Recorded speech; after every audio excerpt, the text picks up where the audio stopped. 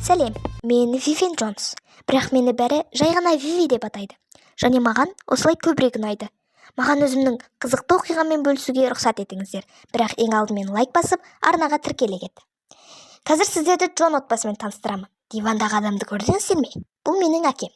Ол американдық футболдың нағыз жанкүйері және ешқандай ойынын қалдырмайды. Ну, давай же, да, мы выиграли!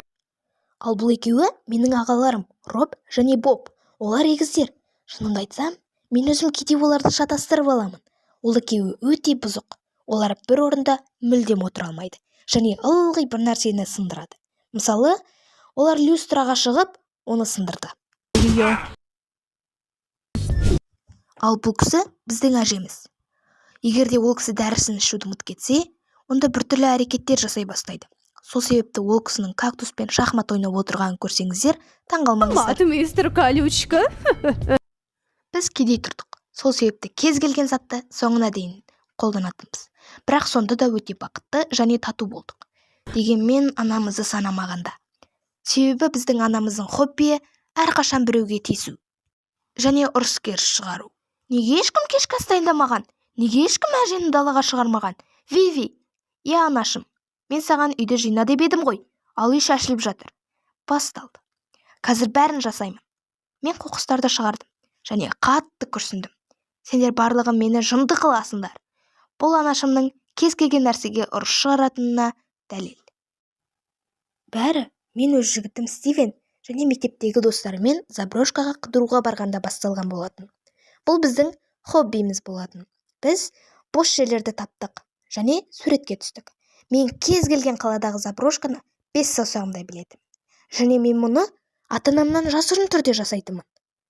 Әкем ештеңе айтпас еді, бірақ анам міндетті түрде ұрыс шығарады. Біз көшеде келе жатқанбыз. Бір кезде біздің жанымыздан өте қымбат көлік өтті. Сол кезде мен бір күдікті нәрсе көргендей тұрып қалдым. Эви, не болды саған? Маған ана көлікті анам жүргізгендей көрінді. Ой, қойшы, ода қайдан осындай көлік болсын? Сенікі дұрыс, сандырақ. Бірақ қызықтың бәрі кешке басталды. Кешке тамақ ішіп отырған кезде мен анамның қолынан қымбат білезікті байқап қалдым. Менің байқағанымды сезген ол бірден қолын жасыра бастады.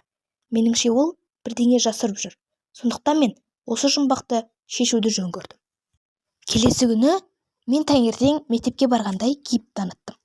Сосын анамды аңдыдым. Анам біраз жүрді де, кешегі мен көрген көлікке отырды да кетіп қалды.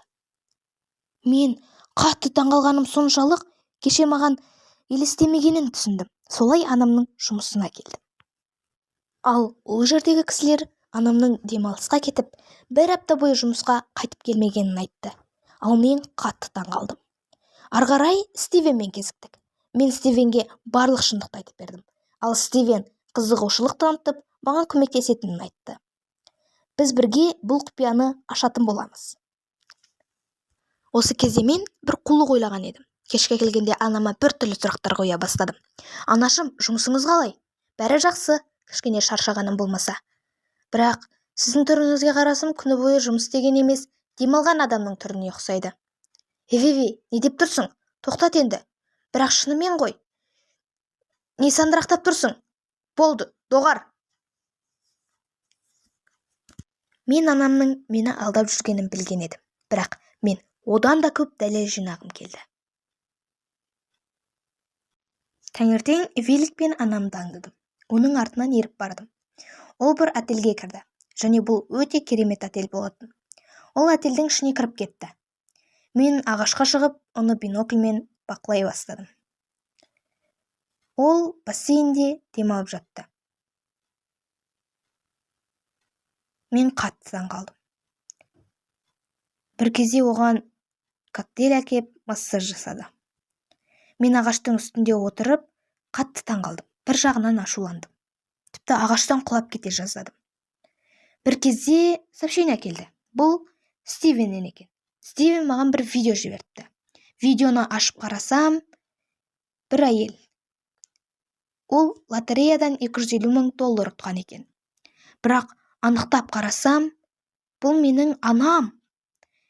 Демек, тоқта. Ол барлық ақшаға өзі демалып жүр ме?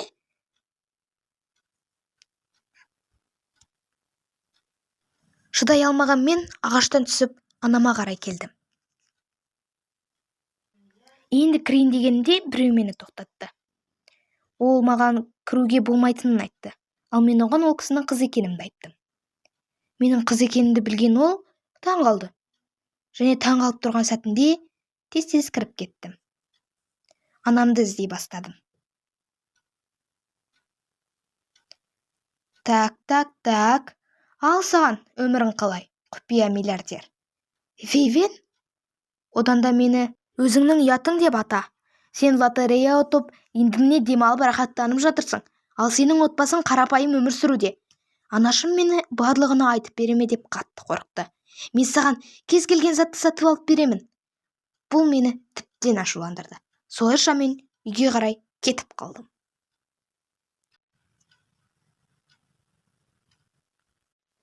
Мен анамның бұл сөзінен кейін қатты ашуландым. Солай үйге қарай бардым. Мен басқаларға осы шындықты айтқым келді. Бірақ байқаусызда бір көлікке соғылып қалдым да талып қалдым.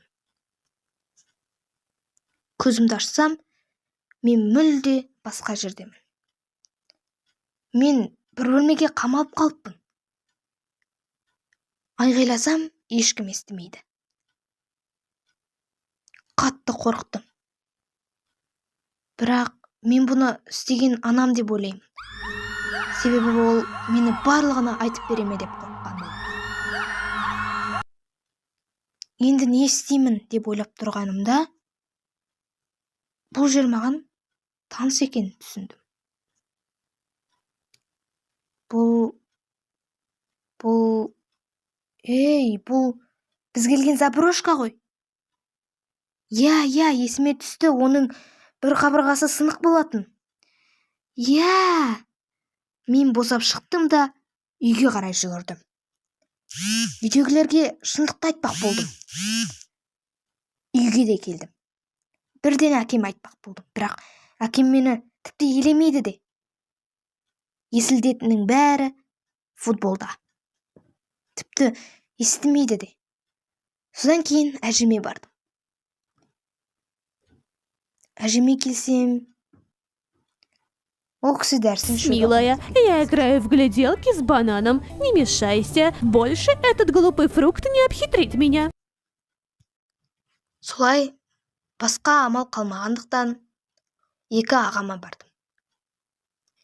Бірақ әдеттегідей ол екеуі бір-бірімен төбелесіп жүр.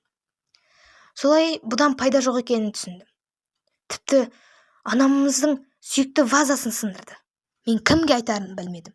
Солай Стивенге хабарластым. Оған барлық болған жағдайды айтып бердім. Сосын ол маған қазір келіп, көмектесетінін айтты. Мен тек соған ғана сене аламын. Біз екеуміз не істейтінімізді жоспарладық. Солай ол маған келіп, мені анама апаратын болды. Ол келіп қойды. Солай екеуміз жолға шықтық. Анама келсем, анамның қолында қызыл сумка. Охранникпен сөйлесіп тұр. Солай мен анама қарадым да, анам ештеме деместен сумканы лақтыра салып мені құшақтай алды. Мен ештеңені түсінбедім. Ал охранник болса, қызыл сумканы ұстап алып, қашып кетті. Мен болған жайтты түсінбей тұрмын. Солай анам оның қашып кеткенін түсіндірді. Солай біз анамның машинасына отырып алдық та, охранниктің артынан жүріп отырдық. Ол өте қатты жүрді. Менің анамда жаман айдамайды екен. Мен тіпті таң қалып қалдым. Анама оның күшті айдайтынын білмейтінімді айттым. Ал ол болса, газды басып, тіптен қатты айдай бастады. Солай ол маған барлық жағдайды түсіндіріп берді. Шын мәнінде ол мені қамамаған екен. Мені қамаған охранник екен. Ол анамның лотерея ұтып алғанын біліп, ақшаны алмақ болған. Солай мен оған өзінің қыз екенімді айтқан кезде, ол мен арқылы ақшаны алып алмақ болған. солай маған әдейі машинасын алдыма қойып, одан заброшкаға қамап, солай анамнан ақша талап еткен. Ал анам болса мен үшін лотереядан ұтқан барлық ақшасын бермек болған. Ал мен анама қатты таң қалдым, өйткені ол маған бола ұтқан ақшасының барлығын бермек болды. Солай мен өз-өзімді ұстай алмай жылап жібердім. Анам екеуміз қатты жылдамдықпен кетіп бара жатқанбыз. Бір кезде артымыздан полиция көлігін байқап қалдым. Анама ескерттім. Соған қарағанда біз жол ережесін қатты бұзып қойған сияқтымыз. Тіпті арнайы вертолетпен келіпті. Солай жаңалықтарды қарасақ, біз ережелерді бұзып жіберген екенбіз. Қала шулап жатыр. Солай біз амал жоқтан тоқтадық. Олар біз емес, ұрлықшының қылмыскер екенін қайдан білсін? Солай полицияларға түсіндірмек болмақ едік, тіпті олар бізді тыңдамады да. Солай бізді бөлімшеге алып кетті. Ал ұрлықшы болса қашып кетті. Біз анам екеуміз түрмеде отырған кезде, мен оған неліктен бізден ақша жасырғанын, неге өзі жалғыз қыдырғанын сұрадым. Ал ол болса барлығынан шаршағанын айтты. Біресе жұмыс, біресе үй. Тіпті балаларының өзі бір-бірін тыңдамайды. Әкеміз болса жұмыс істемейді. Күні бойы телевизор алдында. Ал әжемізге қарайтын бала да жоқ, адам да жоқ. Ал егіз ағаларым болса, үйдегі заттарды сындырудан басқа ештеңені білмейді. Мен анамды босқа кінәлаған екенмін. Өз қателігімді түсіндім. Анам қатты шаршайды екен. Мен соны енді ғана түсіндім. Солай анам екеуміз бір-бірімізге барлық шындықты айтып, іштегі мұңымызды бір-бірімізге айтып, бір жеңілдеп алдық. Осылай біз бір-бірімізбен сөйлесіп отырған кезде полициялар біздің кінәлі емес екенімізді дәлелдеген екен. Яғни олар камераларды қараған. Бірақ бір өкініштісі, олар шынайы қылмыскерді ұстамаған, яғни ұрлықшыны. Ол қашып кетті. Алдымыздан бір топ журналист шықты. Олар лотерея жайлы сұрамақ болды. Бірақ анашым бетін жапты да мені өзімен бірге алып. Ал үйде бәрі бұрынғыдай. Әркім өз жұмысымен айналысқан. Анама тамақ жасап, киімдерін жууды бұйырды. Ал анам күрсінді де ас үйге қарай кетті. Сол сәтте футболды аяқтап, әкем телевизорды басқа каналға ауыстырған болатын. Сол кезде телевизордан анамды көрсетіп жатқан. Солай олар анамды ақшамен бөліспеген үшін күнәлай бастады. Солай олар анама лотереяны ұтып алғаны ғана үшін емес, бөліспей қойған үшін де айғайлай бастады.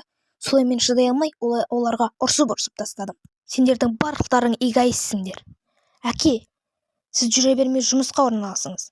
Ал сен екеуің үйді сындыра бермей, әжелеріңе қараңдар.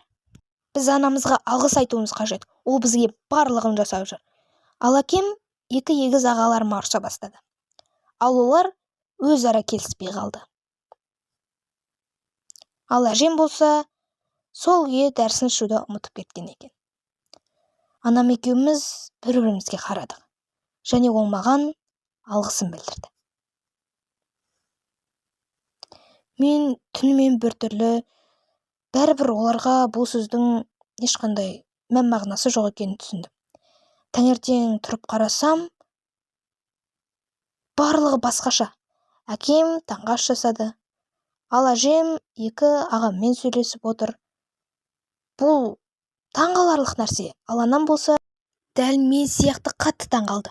Ал әкем болса, оны қолынан ұстап орындыққа отырғызды. Және барлық отбасымыз анама енді оған жақсы қарайтынын, көмектесетінін айтты. Мен өз көзіме өзім сене алмай қалдым. Барлығы анама алғысын білдіріп, енді барлығы басқаша болатыны жайлы айтып жатты. Мен мектепке қарай кеттім. Жолда Стивенді кездестіріп қалдым. Жол бойы оған барлық болған нәрсені айтып бердім. Ал ол болса, ұрының тап мұңайып қалды. Жарайды, ол ештеңе етпес. Ең бастысы, бұл оқиға менің отбасыма үлкен сабақ болды. Және ол мені кешке қыдыруға шақырды. Бірақ мен оған анама көмектесетінімді айттым. Солай сенбі күні кездесетін болдық. Ал сіз менің арнама тіркеліп, лайк басуды ұмытпаңыз.